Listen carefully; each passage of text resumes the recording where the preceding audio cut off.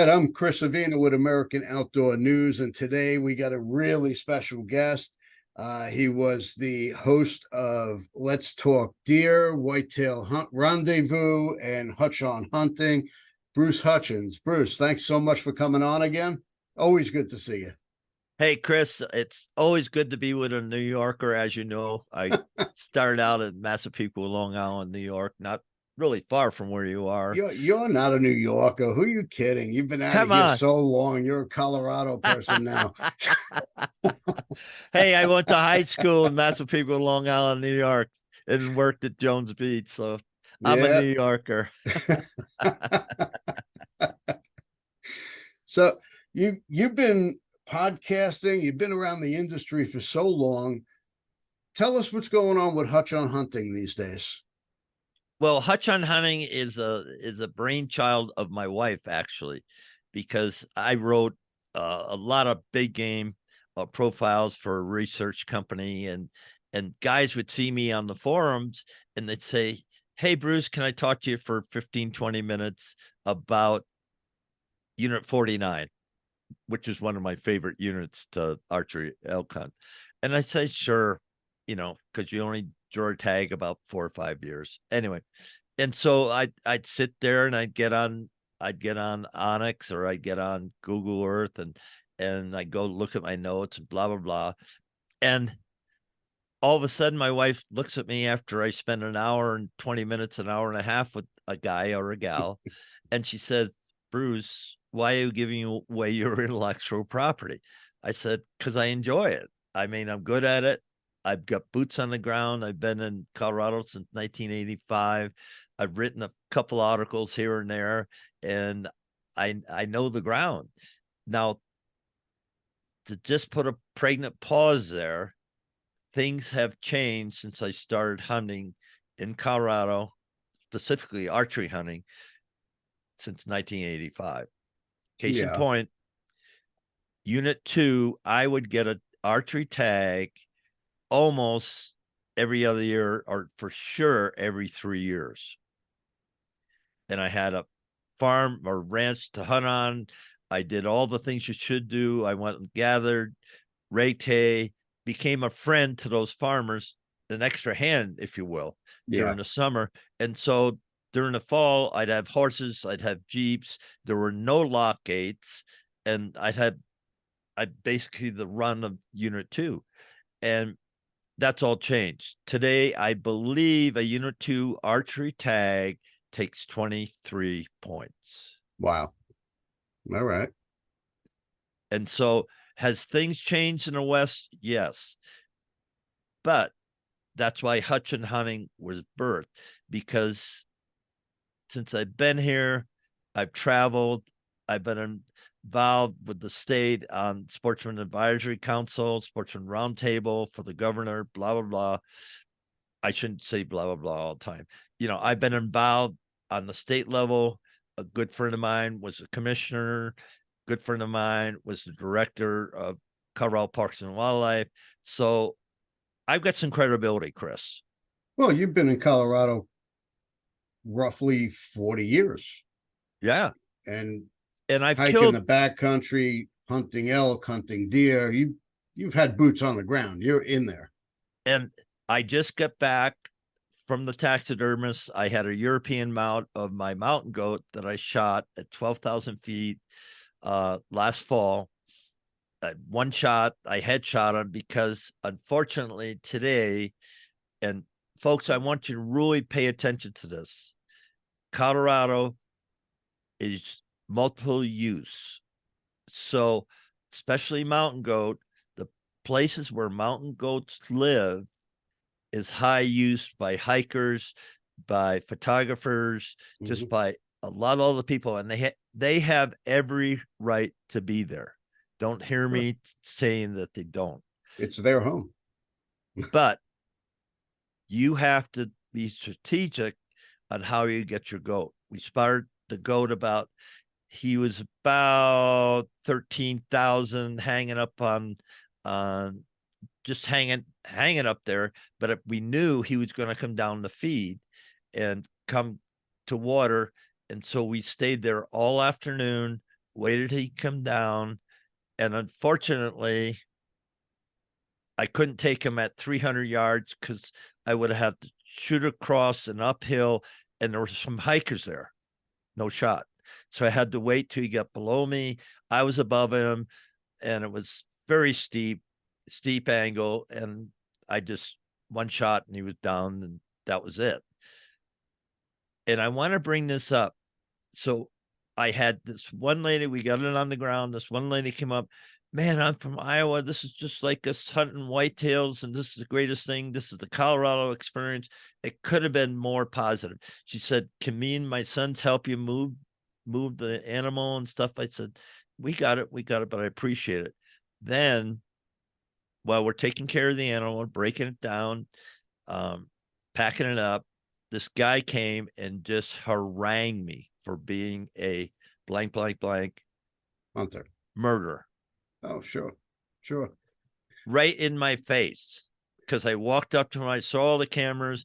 My buddy was taking care of. I said, sir, would you want to take some pictures of hunting experience here in Colorado? I went blank. I mean, he was steaming. And I said, sir, here's my license. I'm a disabled veteran. I actually have a right in Colorado because of my situation. I can hunt legally out of my car. Well, this place, it didn't avail it to it. So I had to climb about 1.5 miles to get up to 12,000 feet. Mm-hmm. But he was just haranguing me. And I said, sir, thank you so much for your comments. And I just turned my back on him and walked away. But folks, in high use areas, be prepared for that. And if you can't keep your stuff together, don't hunt there. Well, did this gentleman realize that you were actually doing him a favor? Because this goat was eating his food? No, it just completely, completely clueless. You're not going to change their mind, Bruce. No. You're not going to change their mind. No, you're not.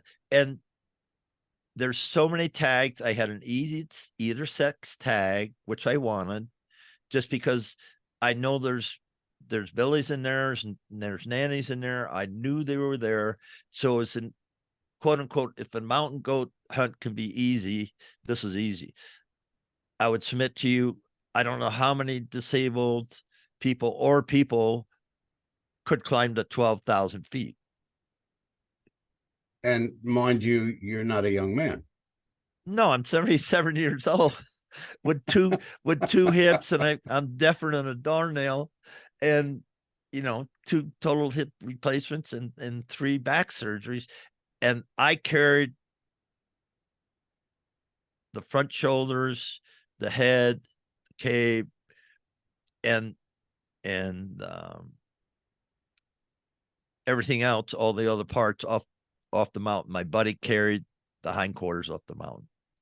So that was 1.5 miles downhill. And folks, if you ever come out heavy in the mountains, you'd rather go uphill than downhill because gravity is not kind. Well, let's take a step back and, just realize that a goat hunt is one of the most physically demanding hunts you're going to go on. Ever. Yeah, because they live in nasty stuff. My other goat hunt was up in British Columbia, and that was a tough hunt. I got him, but we had to recapture him going down a chute. I had to free climb down a chute. We didn't have ropes, and I had to free climb down a chute. I was, of course, much younger than then. Sure. Hey, you know what? We got to get them while we can.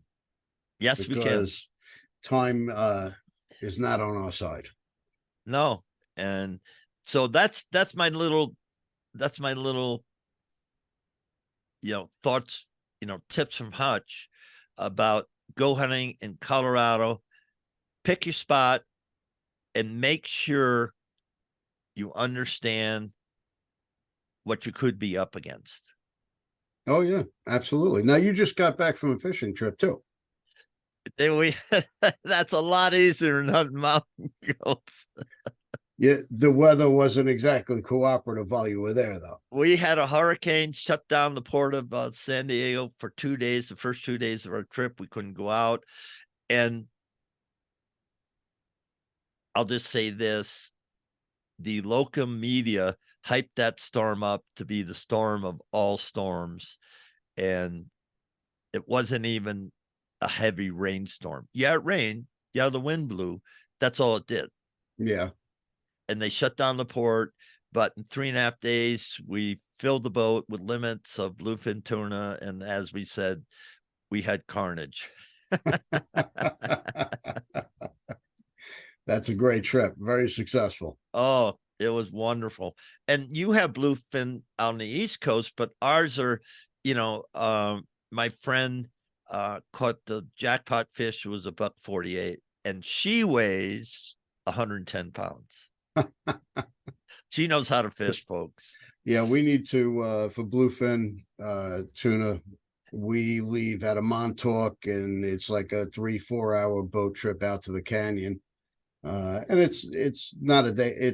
You're not there in a day. It's an overnight trip. Yeah. But that's it's an excursion. Yeah, and it's so much fun. And I got another 8-day coming up down the Baja Coast.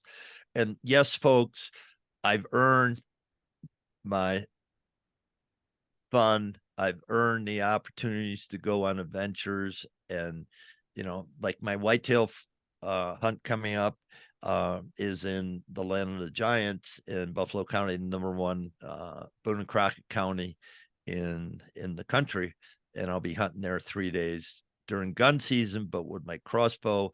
And this guy's closed his farm. I think it's 5 years to rifle hunt, so it's archery only. Okay. And yeah, How we'll are, see. how are you with drawing a bow at 77? Well, I shoot a crossbow. Okay. What are you shooting?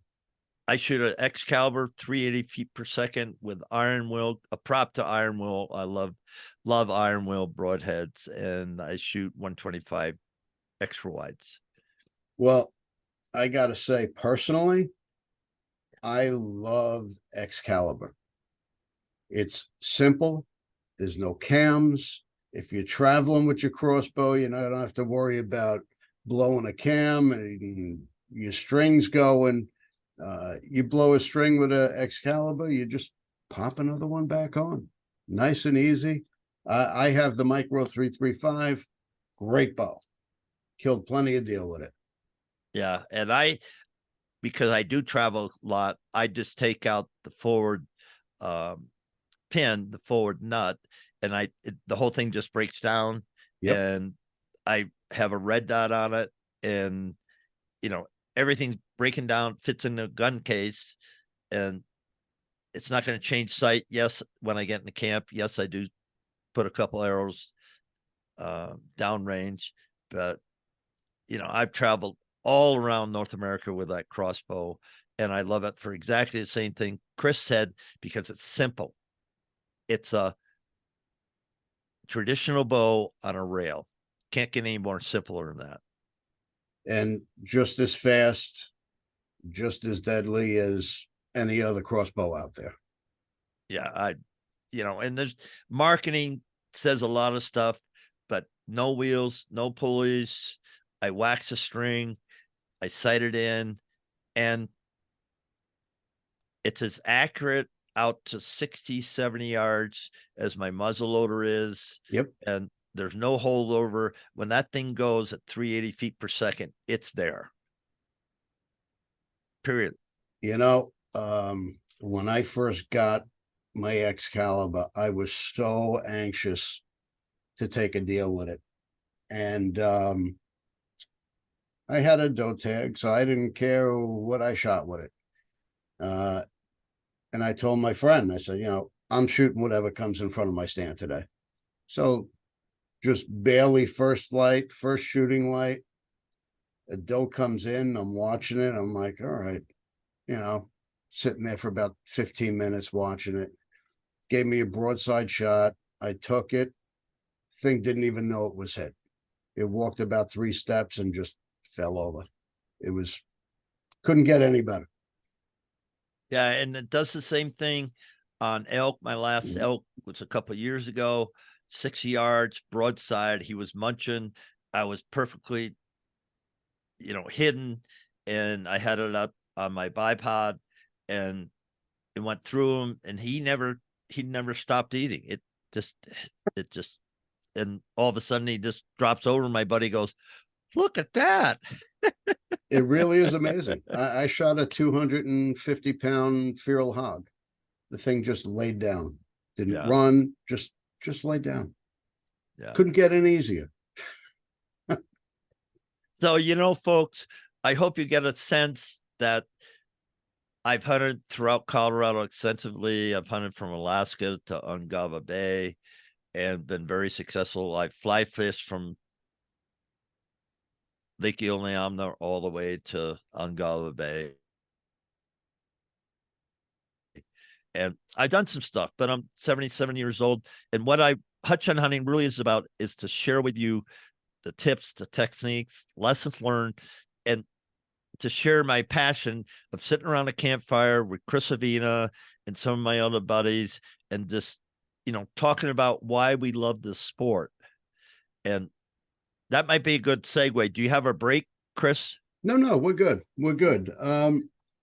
If you had to advise the younger generation getting into hunting, what's the first thing you would tell them to do?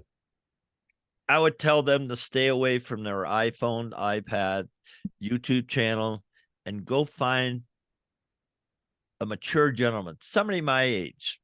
Find them.